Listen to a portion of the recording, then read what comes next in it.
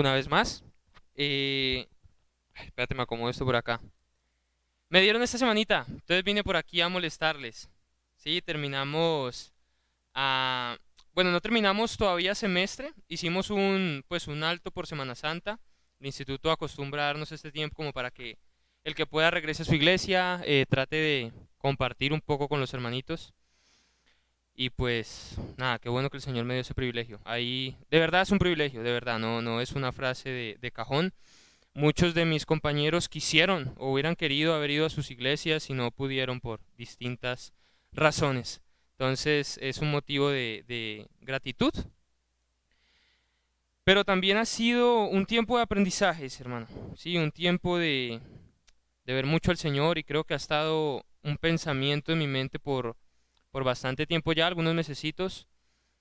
He estado pensando, mis hermanos, en la razón por la cual el Señor permite que llegue gente a su obra, pero pasa el tiempo y es como que algunas de esas personas se van, ¿sí? Creo que no sé si el Señor les ha permitido como vivir esa experiencia de tener compañeros de milicia, que dice uno, que estaban ahí, pero que algo pasó y no están más, o sea, como que se retiraron, ¿sí?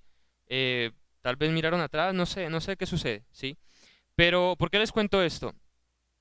Porque ha sido un año de tener que empezar y dejar de ver gente que estaba el año pasado y que yo creí que iba a seguir, ¿sí? El año pasado salieron dos compañeros. Tuvieron que salir, digamos, del instituto por decisiones del liderazgo, ¿no? Que el liderazgo tuvo a bien hacer. Entonces salieron, tuvieron que dar ese paso al costado y como empezar a, a interiorizar eso. Gracias, papi. Ha sido como difícil, ¿sí? Confieso que he empezado como a luchar con eso. Y, y a raíz de eso es como que me siento y analizo, por ejemplo, los muchachos que crecieron conmigo, que estaban conmigo en la iglesia, que iban a campamento, que estaban allí súper motivados, que andaba para todo lado con ellos y después empezar a ver todo ese grupo, porque éramos hartos, y de ellos hacer la cuenta y ver, llamarlos, escribirles y decirles, bueno, ¿cuántos andan en los caminos del Señor? Ni siquiera que estén sirviendo a tiempo completo. No, no, no, que sean creyentes fieles, ¿sí? Que vayan a su iglesia, que sirvan, que apoyen. Hermano, no me alcanzó la mano, ¿sí? Y entonces es una idea que ha estado rondando mi mente estos días bastante, ¿sí? Y creo que el Señor me ha permitido como ahondar en su escritura, hallar descanso en él, y espero sea de bendición para ustedes también como lo ha sido para mí. Oremos. Padre, gracias por el tiempo, gracias por la oportunidad de venir a mi congregación, de estudiar un poco con los hermanos, de abrir tu palabra.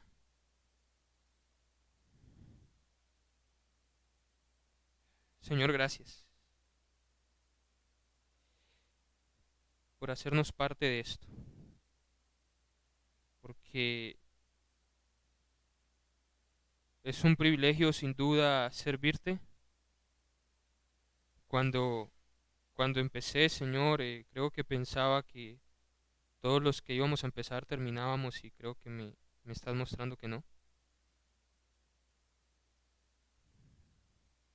Y sé que no repruebas a nadie, sé que tienes un plan para todos, pero sí, tal vez nuestro corazón a veces quisiera que todos siguiéramos adelante, que todos avanzáramos de la misma manera. Ayúdanos, Señor. Ayúdanos a tener en cuenta que es un privilegio servirte, que no es que muchos lo hacen, de hecho muchos han querido y por diversas razones no han podido. Y es un motivo de gratitud poder servirte, poder ser parte de lo que quieres hacer en el mundo, de tu obra. Es definitivamente un privilegio. Cuida, por favor, que nuestro corazón se llene de orgullo, de pensar que es que estamos aquí porque somos mejores que los que han dado el paso al costado. Pensar que es que somos mejores que los que no han podido. Cuídanos, Señor, de eso. Que sí, como Gedeón, no miremos el número de nuestro ejército, sino simplemente que tú vas con nosotros y eso es lo que hace que estemos donde estemos. Habla a través de tu palabra, no sé qué quieres dar hoy a tu pueblo, pero Sí, si en algo te ayudo, aquí estoy. Quiero presentar mis miembros para tu servicio, Señor. ¿Me, me ayudas, por favor, a dar un mensaje claro? A, a dar lo que quiero compartirles que me has enseñado. Por favor, Padre. Cristo Jesús. Amén. Ok, hermanitos, vamos a abrir la palabra y a estar pensando en Daniel.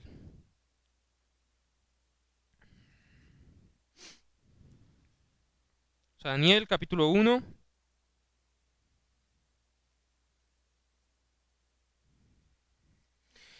Vamos a estar haciendo una lectura un poquito larga.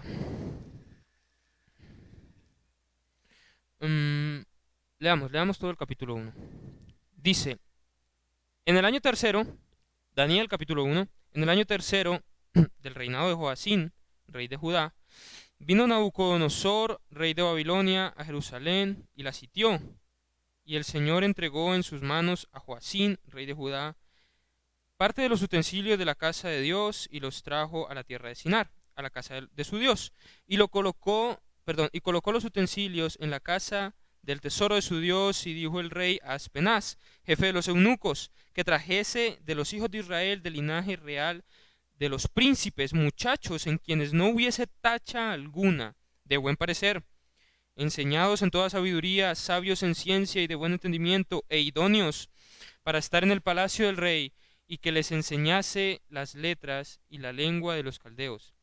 Y les señaló el rey ración para cada día de la provincia de la comida del rey, y del vino que él bebía, y que los criase 3 años, para que al fin de ellos se presentasen delante del rey. Entre estos estaba Daniel, Ananías, Misael, Azarías, de los hijos de Judá. A estos el jefe de los eunucos puso a Daniel Belsasar, a Ananías Sadrach, a Misael Mesac y a Azarías Abednego. Y Daniel propuso en su corazón no contaminarse con la porción de la comida del rey, ni con el vino que él bebía. Pidió, por tanto, al jefe de los eunucos que no se le obligase a contaminarse. Y puso Dios a Daniel en gracia y en buena voluntad con el jefe de los eunucos. Y dijo el jefe de los eunucos a Daniel, temo a mi señor el rey, que señaló vuestra comida y vuestra bebida, pues cuando él vea vuestros rostros más pálidos que lo de los otros muchachos, que son semejantes a vosotros, condenaréis para con él mi cabeza. Entonces dijo Daniel a Melzar, que está puesto por jefe de los eunucos sobre Daniel, Ananías, Misael y Azarías, te ruego que hagas la prueba con tu siervo por 10 días, y nos des legumbres a comer y agua a beber, y compara luego nuestros rostros con los rostros de los otros muchachos que comen la ración de la comida del rey, y haz después con tus siervos según veas. Consintió pues con ellos en esto, y probó con ellos 10 días, y al cabo de los 10 días pareció el rostro de ellos mejor y más robusto que el de los otros muchachos que comían la porción de la comida del rey. Así pues Melzar se llevaba la porción de la comida de ellos, y el vino que habían de beber, y les daba legumbres. A estos 4 muchachos Dios les dio conocimiento e inteligencia en toda la tierra, en todas las letras y ciencia. Y Daniel tuvo entendimiento en toda visión y sueños. Pasados pues los días, a fin de los cuales había dicho el rey que los trajesen, el jefe de los eunucos los trajo delante de Nabucodonosor, y el rey habló con ellos, y no fueron hallados entre ellos otros como Daniel, Ananías, Misael y Azarías. Así pues estuvieron delante del rey. En todo asunto de sabiduría e inteligencia que el rey les consultó, los halló 10 veces mejores que todos los magos y astrólogos que habían en todo su reino. Y continuó Daniel hasta el año primero del rey de Ciro. Mis hermanos, enfoque. Veo aquí cuando leo este capítulo, ¿sí? Enfoque. Veo un Daniel en medio de un contexto bastante difícil, pero veo un Daniel enfocado, ¿sí? Veo un Daniel con el entendimiento claro, ¿sí? Ustedes noten que, por ejemplo, el apóstol Pablo tiene que lidiar con asuntos bastante difíciles en primera y segunda carta a los Corintios, ¿sí? Capítulo 7, él dice, mire, ustedes me escribieron unas preguntas, vamos porque no quiero parafrasear la escritura, primera de Corintios capítulo 7, no perdamos de mente por favor Daniel, que es el texto central. Exacto. En primera de Corintios capítulo 7, él está resolviendo una serie de problemas, ¿cierto, Pablo? Dice, en cuanto a las cosas que me escribiste, versículo 1, en cuanto a las cosas que me escribiste, bueno le sería al hombre no tocar mujer. Le escribieron cosas a Pablo, ¿cierto? Entendemos que si le escribieron esta carta con dudas, era porque la iglesia estaba confundida, ¿sí? Si yo escribo una carta, hermanito Luis, asesóreme en esto, es porque no tengo ni idea qué hacer, hermano, estoy confundido, ¿sí? Hay algo que no entiendo.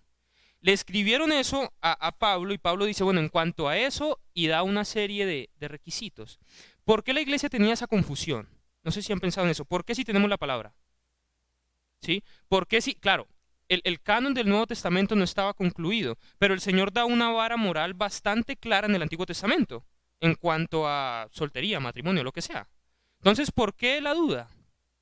Porque resulta que en ese tiempo estaba muy, digamos, el conocimiento estaba muy mezclado en cuanto a que se habían levantado hombres muy sabios, humanamente hablando, y habían confundido la manera de entender el mundo de nuestros hermanos. Es decir, en ese tiempo estaba, por ejemplo, Aristóteles, Platón, estaban los epicúreos, los estoicos, estaban en pleno apogeo. ¿Qué es todo este montón de locos? Es gente que montaba una escuela de filosofía, ¿no? De pensamiento. Entonces, por ejemplo, unos te decían, los más fuertes creo que eran los epicúreos y los estoicos. Los epicúreos entonces te decían, no, la manera de hallar sabiduría es dar al cuerpo lo que el cuerpo pida. Al cuerpo, dele lo que pida. Que esa es la manera que vos tenés de conocer este mundo y de saber qué es sabio. Los epicúreos decían, no, el deleite, el placer, todo eso es del diablo. Entonces tenemos que mantenernos centrados y no dar cabida a las emociones. Y toda esta gente tenía su perspectiva en cuanto a temas de matrimonio. Y había llegado a tal punto que había generado confusión en los hermanos. Y tienen que escribirle a Pablo diciéndole, bueno, ¿qué hacemos? ¿Sí? Platón dice esto, Aristóteles dice esto, Pedro dice esto, Pablo dice esto, ¿qué hacemos? ¿Sí? Tenían dudas en cuanto a eso. ¿Por qué? Porque su mente estaba dejando entrar entonces conocimientos del mundo. ¿Sí me explico? O sea, para expresar mejor el problema. Hace poco tuve una conversación con un joven que estamos discipulando en FUSA. El pelado estudia filosofía en la Universidad Nacional. Entonces, dialogar con él es bastante interesante. Y él citaba muchos autores, ¿no? Mar, Floyd, todos estos, digamos, el Che Guevara, ¿sí? Todos estos revolucionarios del mundo. Y el hombre te cita todo eso. Y lo curioso para mí fue que después de eso cita, y la verdad os hará libre, de Jesucristo. Y tuve mucho problema con eso, no porque sea falso lo que él dice, porque hermanos, la verdad nos hace libres. Y para los que creemos en Cristo, eso es una verdad a todo dar. ¿Sí me explico? Mi problema no fue con la frase. Mi problema es que estás poniendo a Cristo al nivel del Che Guevara, al nivel de Mar, al nivel... ¿Sí me explico? Y entonces está ahí igualito. Y eso sí es un problema grandísimo. Eso sí es un problema descomunal. ¿Sí? Y eso a veces, mis hermanos, tiende a entrar en la congregación. ¿Sí? A tal punto que ese mismo Pablo, en 2 de Corintios, ya después de que resuelve todo este asunto, 2 de Corintios capítulo 11, dice, mire, yo tengo miedo de que como la serpiente con su astucia engañó a Eva, sus sentidos sean de alguna manera extraviados de la sincera adoración al Señor. Eso es 2 de Corintios 11, 2, 3. Lo que Pablo está diciendo es, mire, no crean que lo que pasó con Eva fue como que, ay, ups, ¿sí me explico? Un accidente, un tropezón. No, el diablo sabía lo que hacía, ¿sí? El diablo sabía qué estaba haciendo con ella, el diablo sabía cuál era su intención, fue un asunto maquinado en la mente, y cuando la mente entonces es entenebrecida por las cosas que hay en el mundo, pasan ese tipo de cosas, ¿sí? ¿Y por qué estamos haciendo todo este paréntesis hablando de Daniel? Porque empezamos hablando enfoque, veo eso en Daniel. Veo que Daniel, a pesar de que tenía toda una sociedad, todo un sistema, ¿sí? Que le decía cosas como a los corintios, que tenían todas esas escuelas de pensamiento diciéndole cosas, como la iglesia hoy en día, que tiene un montón de cosas, digamos, externas que escucha y a veces consciente, como mis compañeros en el instituto que tuvieron que salir, que llegó un momento en el que tenían que decidir entre seguir aquí o las cosas que estaban afuera, muy tentadoras, la misma situación. Y en esa situación veo un Daniel con enfoque, ¿sí? Veo un Daniel con un entendimiento claro. Y es que miren, hermanos, llega Nabucodonosor, leímos versículo 1, en el año tercero del reinado de Joacín llegó Nabucodonosor. Él sitió Jerusalén, dice la palabra. Sitiar Jerusalén es que él llegó, tomó todo, o sea, literal se apoderó de eso, robó todo. Y los tesoros de Dios los puso en casa de sus dioses falsos. ¿Sí? Y él llama a Aspenaz, uno de sus servidores, por decirlo así, y le dice, bueno, usted va a elegir de esta ciudad que sitiamos, Jerusalén, va a elegir jóvenes, pero esos jóvenes tienen características. Dice, muchachos enseñados en toda sabiduría, estoy en el versículo 4, sabios en ciencia, de buen entendimiento, idóneos para estar en el palacio del rey, eh, de buen parecer. Bueno, y tiene una lista completa, ¿no? Y le dice, elija muchachos que cumplan con esos requisitos. Entre esos está Daniel. Y Daniel va, mis hermanos, de Jerusalén a Babilonia, aproximadamente 800 kilómetros. No va en carro, no se lo llevaron en avión. ¿Sí? De hecho, cuando se llevaban a un grupo de personas porque sitiaron la ciudad, eso era a pie, amarrados, y él caminando, sabiendo que nunca más va a volver a Jerusalén, nunca más va a volver a Jerusalén. ¿Sí? Que tal vez su familia, el templo donde adoraba, nunca más lo va a volver a ver. De hecho, él se vuelve viejito cuando recibe la visión de que ya debe regresar y no regresa, nunca más regresó. ¿Sí? O sea, se queda en Babilonia. Y, y está en medio de toda esta corriente mundana, porque Nabucodonosor pues era mundano, y es como que se va, lo veo yo, se va como a un instituto, ¿sí? Por 3 años, de hecho, dice que dura 3 años, donde va a estar bombardeado las 24 horas de teología pagana, de cultura pagana. Es decir, Nabucodonosor quería que estos muchachos ocuparan puestos altos dentro de su gobierno, ¿sí? Él dice, yo traigo a estos muchachos porque ¿qué quiero? Quiero senadores, quiero, ¿sí me explico? Quiero gente que interprete sueños, quiero sabios, gente que yo le pueda entregar funciones legislativas dentro de mi país. Entonces él trae a estos muchachos y empieza a enseñarles que la cultura, el idioma, la comida incluso de los caldeos. Y en medio de todo eso está Daniel. Y tiene enfoque, ¿sí? Y nos dice, por ejemplo, el versículo 8, y Daniel propuso en su corazón no contaminarse con la porción de la comida del rey, ni con el vino que él bebía. Pidió, por tanto, al jefe de los eunucos que no se le obligase a contaminarse. ¿Qué pasa aquí? Uno ve simplemente, a veces uno pasa por esto y ve simplemente un plato de comida, ¿no? Como bueno, él llegó allá, le iban a empezar a enseñar un montón de cosas raras, y le iban a dar comida, obviamente comida de los caldeos. Y uno dice, pero es un plato de comida, simplemente un plato de comida. Resulta que el Señor había dado una ley dietética clara para ellos, para los judíos. Les había dado animales que no podían comer y animales que sí. Y cómo comerlos incluso, ¿sí? Entonces, para Daniel darle la espalda a esa ley dietética era darle la espalda al que puso la ley. A la larga, darle la espalda a Dios, ¿sí? Y propone en su corazón no contaminarse. Y para mí es el primer punto, claro, ¿sí? Porque la situación no es diferente a la de nosotros, ¿sí? Noten ustedes, curiosamente, que cuando habla con versículo 10, y dijo el jefe de los eunucos, está hablando Daniel con Aspenaz, y dice, y dijo el jefe de los eunucos, temo a mi señor el rey. Curiosamente, esta palabra que utiliza ahí, señor, es Adonai. Sí, la misma palabra que se utiliza para el Señor Jesucristo. ¿Sí? Entonces es como diciendo, mira, mi Señor, mi Adonai, Nabucodonosor, Él ya estableció qué comida vas a comer. Él ya estableció qué es lo que vas a estudiar, ya estableció qué vas a hacer con tu vida, ya estableció qué idioma vas a aprender, cómo lo vas a aprender, dónde vas a estar. Él ya estableció eso y debes seguirlo. ¿Sí? No es diferente a lo que hace el mundo hoy en día. Hermano, el mundo allá afuera ya estableció un camino que debemos andar, para hombres y mujeres. El mundo allá afuera ya estableció metas, principios, el mundo allá afuera ya estableció qué es importante, qué no.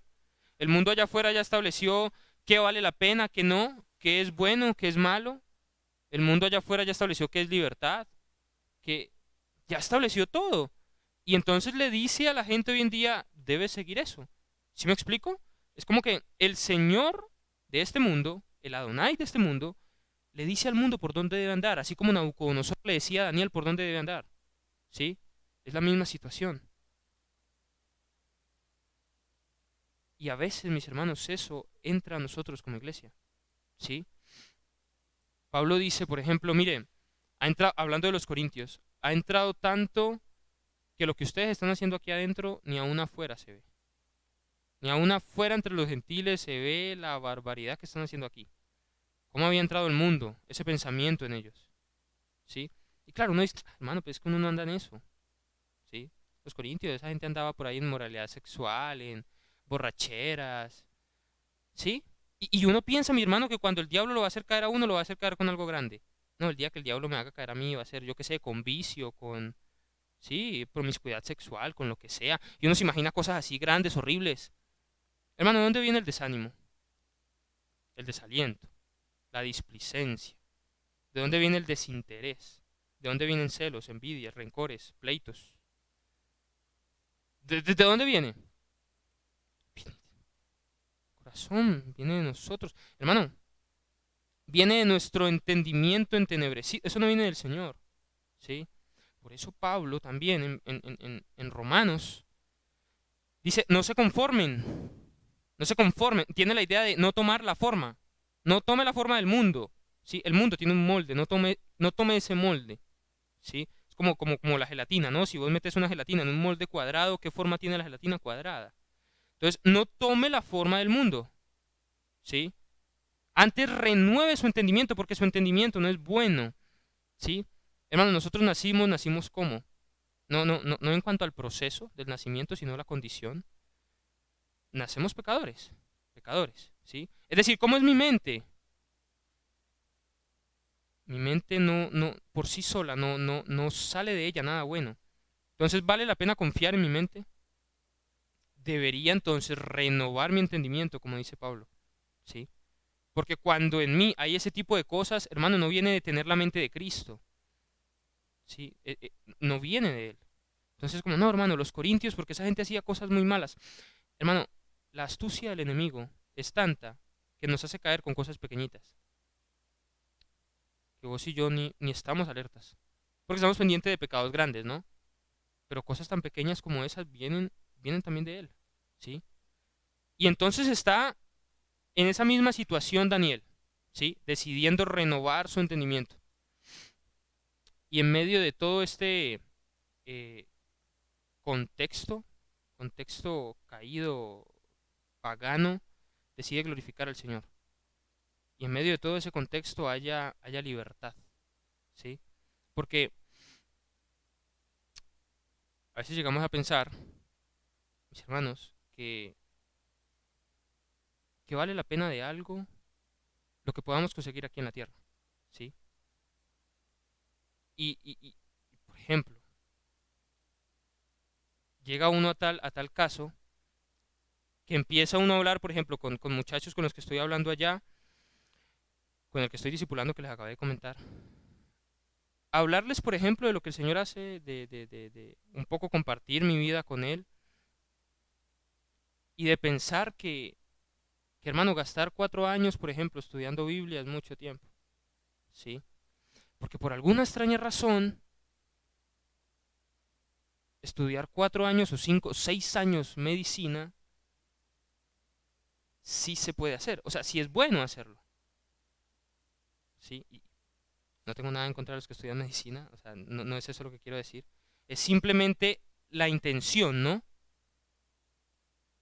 ¿Cómo entonces decimos, vení, es que dedicar tanto tiempo en un instituto? Y entonces me decís, después de eso salís y qué, y eso no da plata, ¿sí? ¿Qué vas a hacer?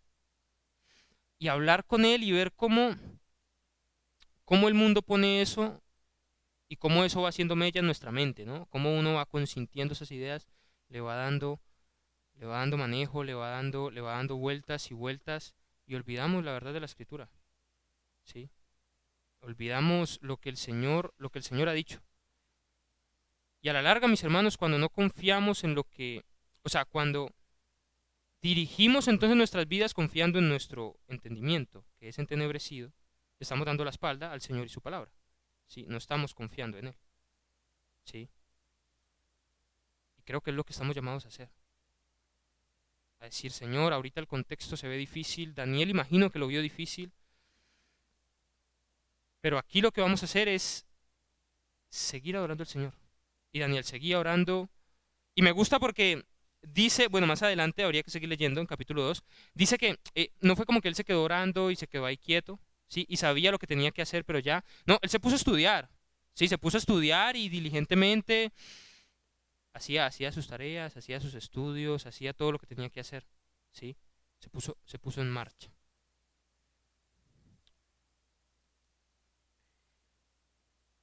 Continuemos, hermanitos. Verso 9. Y puso Dios a Daniel en gracia y en buena voluntad con el jefe de los eunucos. Y dijo el jefe de los eunucos a Daniel, temo a mi señor el rey, que señaló vuestra comida y vuestra bebida, pues luego que él vea vuestros rostros más pálidos que los de los muchachos que son semejantes a vosotros, condenaréis para con él mi cabeza. Entonces dijo Daniel a Melzar, que estaba puesto por el jefe de los eunucos sobre Daniel, Ananías, Misael y Azarías.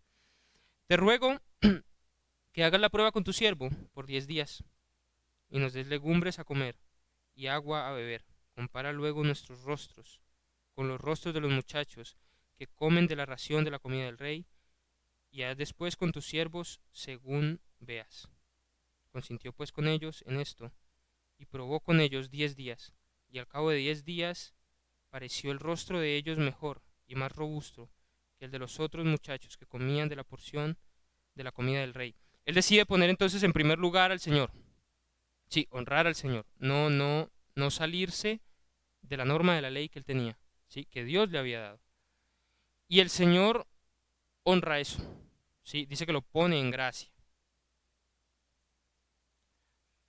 Y yo veo eso, mis hermanos, repetirse muchas veces en la palabra. ¿Sí? Por ejemplo, miremos, miremos la vida de Moisés. Sí, creo que estaba pensando un poco en Moisés cuando sí, interiorizaba en estos versículos. Moisés está 40 años con ese pueblo, en un desierto.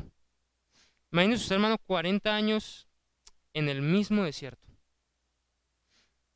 Y usted se levanta por las mañanas y lo que ve es arena. Arena y arena. Y ese pueblo diciendo, vení, pero ¿qué? Devolvámonos a Egipto. Ojalá nos muramos, nos trajeron aquí a morirnos, mire, no hay agua. No hay, una vez dijeron, no hay ni siquiera sepulcros y vamos a morir aquí como cualquier perro. Y usted levantarse, mis hermanos, todos los días y decir, hay arena, la misma arena, pero vamos bien. ¿Por qué? Porque el Señor lo dijo. ¿Sí?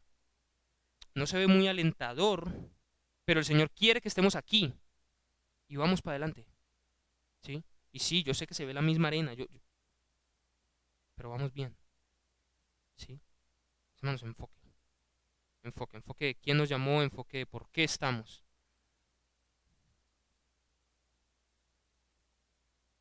Nehemías, el mismo caso. El mismo caso. Dios le da la tarea de construir ese muro y después llega ahí un rey a invitarlo a salir de su tarea. Y él dice, pero es que hago una gran obra. ¿Sí? Hago una gran obra. Y si yo me voy, esta obra va a quedar pausada y no quiero eso. Mis hermanos, enfoque. Enfoque en la obra del Señor, enfoque para qué estamos, enfoque de a dónde vamos, de qué creemos.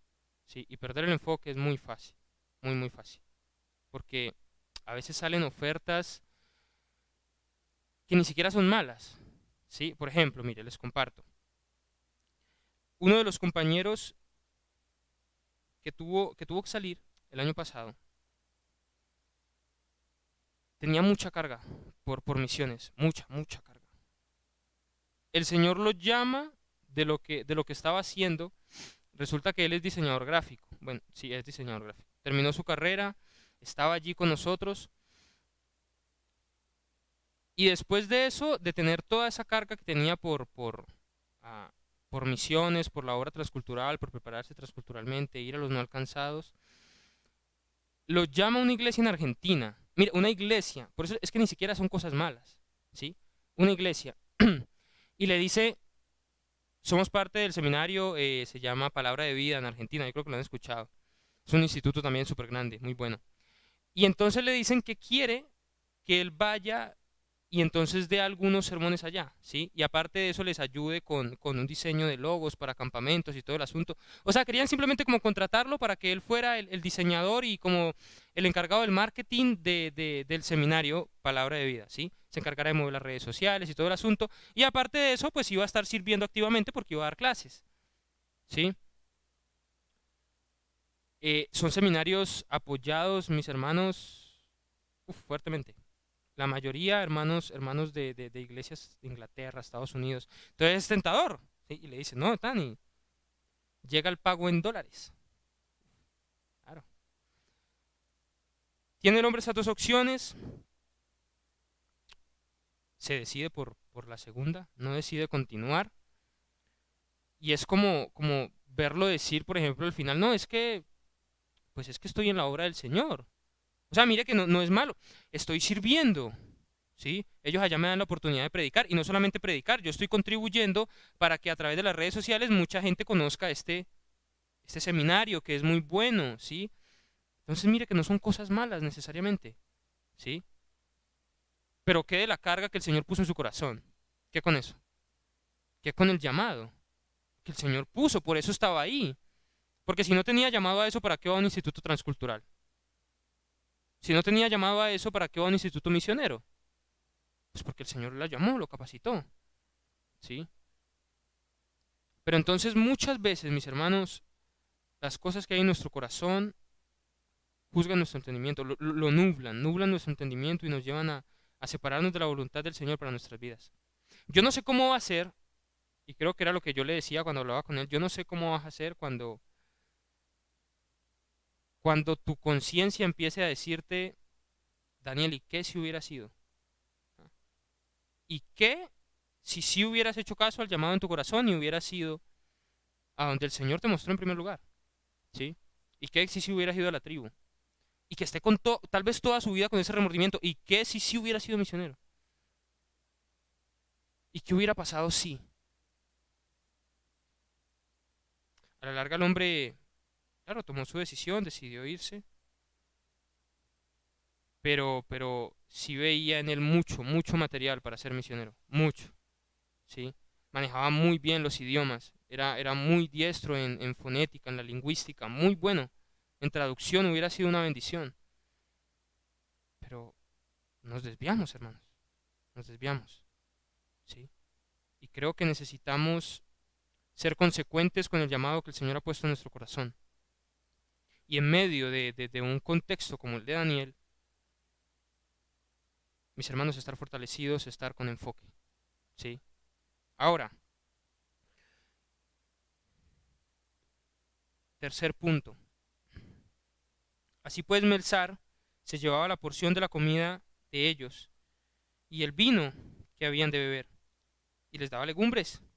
Y estos cuatro muchachos Dios les dio conocimiento e inteligencia en todas las letras y ciencias.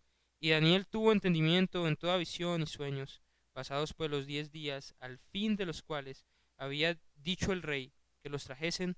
El jefe de los eunucos los trajo delante de Nabucodonosor, y el rey habló con ellos. Y no fueron hallados entre ellos otros como Daniel, Ananías, Misael y Azarías. Así pues estuvieron delante del rey. En todo asunto de sabiduría e inteligencia que el rey les consultó, los halló 10 veces mejores que todos los magos y astrólogos que habían en todo su reino. El Señor respaldando a Daniel, sus amigos, por, porque decidieron ponerlo en primer lugar. ¿Sí? Y no es una decisión, que es el tercer punto, no es una decisión que se hace, ¿cómo decirlo? De insofacto. ¿Sí? O sea, si Daniel y sus amigos pusieron a Dios en primer lugar, eso no fue algo como a quemarropa. No sé si me explico. Como que llegó el momento de poner a Dios en primer lugar y ellos dijeron, ah, sí, ahí lo ponemos. Ellos venían poniendo a Dios en primer lugar hace mucho. ¿Sí me explico? Es decir, el asunto de poner a Dios en primer lugar no es algo que se dio en este momento solamente. Es algo que ya se venía dando. ¿Sí? Como con David, por ejemplo. David está enfrentándose a Goliat y Saúl le dice, te van a matar. ¿Y qué dice David? No, yo cuido ovejas y Dios me ayuda cuando un oso o un lobo quiere venir aquí a comerse las ovejas. Es decir, ya él venía confiando en Dios, ¿sí? En su trabajo. Y esa experiencia con Dios lo lleva a decir, si Dios me ayudó acá, me va a ayudar acá.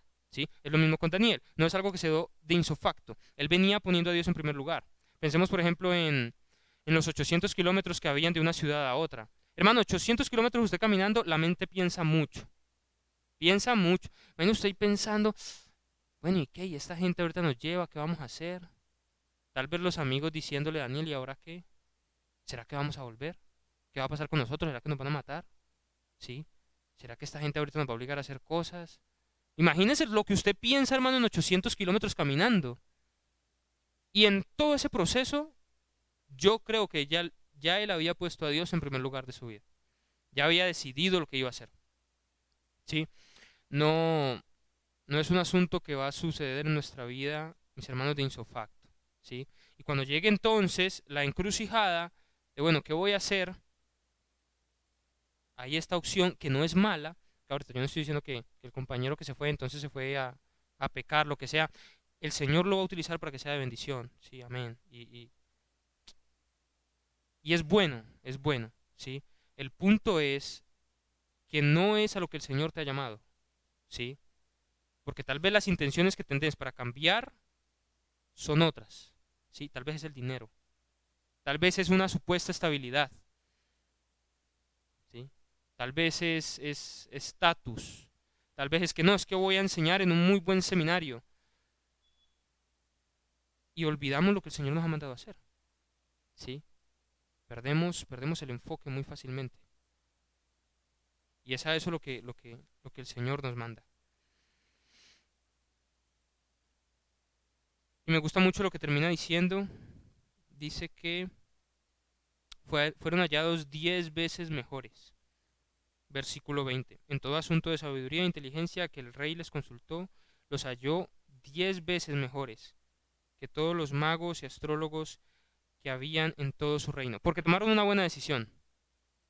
Sí, y creo que a veces olvidamos las consecuencias que uno puede llegar a pagar por buenas o malas decisiones que toma en la vida. ¿Sí? Entonces, Nabucodonosor en ese tiempo, mis hermanos, eligió gente sabia, inteligente, guapa, para hacer su obra.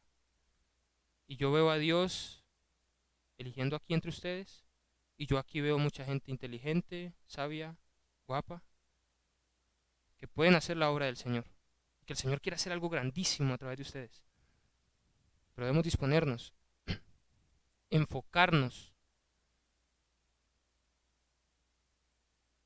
y, y no cambiar lo que el Señor nos ha dado, mis hermanos, por las cosas que el Adonai de este mundo dice son importantes. ¿Sí? No cambiar las bendiciones espirituales por un plato de lentejas, como hizo Esaú. ¿Sí? Hermanos, vale la pena atesorar para el cielo, para la vida que nos espera allá. Vale la pena. ¿Sí? Vale la pena vivir una vida que tal vez aquí no refleje éxito, pero que allá sí. Vale la pena lo poco, lo poquito que vamos a vivir aquí, porque es casi que irrisorio comparado a la eternidad. Vale la pena ese poquito invertirlo para algo que dure para vida eterna. Vale la pena. ¿Sí? Y no sigamos el modelo de éxito que el mundo nos ofrece. ¿Sí? El Señor puede hacer cosas increíbles a través de nosotros. ¿Sí? Enfoquémonos. Miremos qué es lo que Él está mostrando para nuestro corazón y vamos en pos de eso. ¿Sí? Entonces, sí, no sé, si el Señor tal vez en estos días ha estado inquietando a alguno de ustedes a hacer algo, si el Señor los está llevando a hacer algo, hermanos, ánimo con eso. Sí, porque si es del Señor, el Señor va a bendecir, el Señor prospera eso, el Señor nos pone 10 veces mejor, como lo hizo con Daniel. Sí.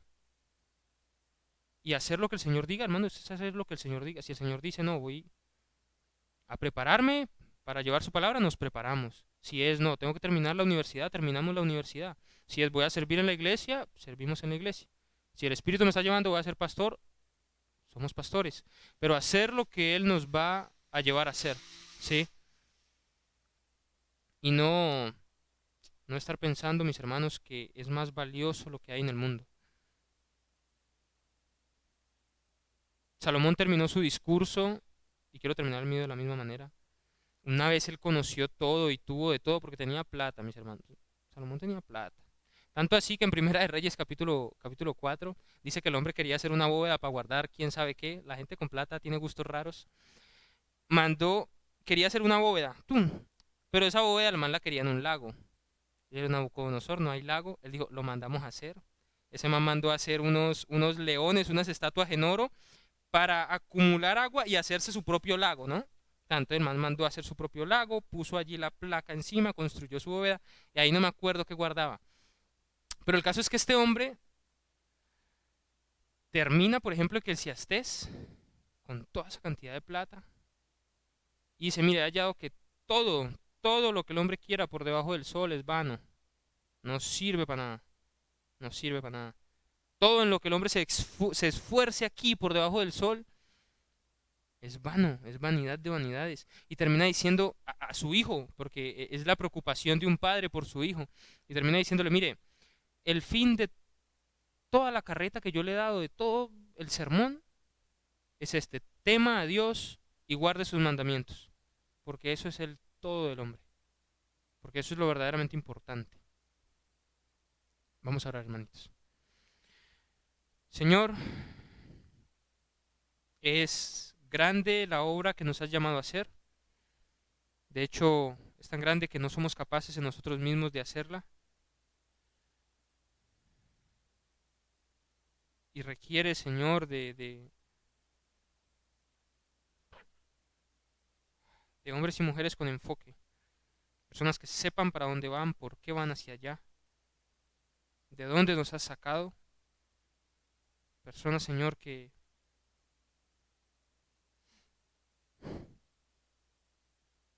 tengan en gran estima, Señor, el ministerio que nos has dado. Que no estemos codiciando lo que hay en el mundo como si tuviera algo de beneficio para nosotros.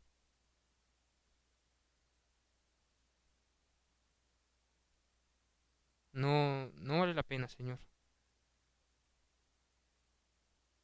No vale la pena atesorar aquí. Porque tú dijiste que las cosas de aquí, Señor, van a ser consumidas en fuego.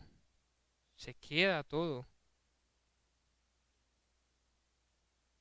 Queremos vivir vidas, Señor, que muestren que estamos construyendo para la eternidad. Ayúdanos, Señor, a mantener el enfoque, cada uno el enfoque, Señor, que tú le has dado a mis hermanos, que cada uno en su corazón mantenga el llamado que tú has puesto en ellos. Tal vez entre nosotros hay hermanos que quieren servir, hay pastores, ancianos, tal vez entre nosotros hay misioneros, evangelistas, hermanos que quieren ser diáconos, hermanos que quieren ayudar en lo que sea. Padre, manténles ese enfoque, porque eso es lo que va a dar retribución en el tribunal de Cristo. No, no, nada de acá.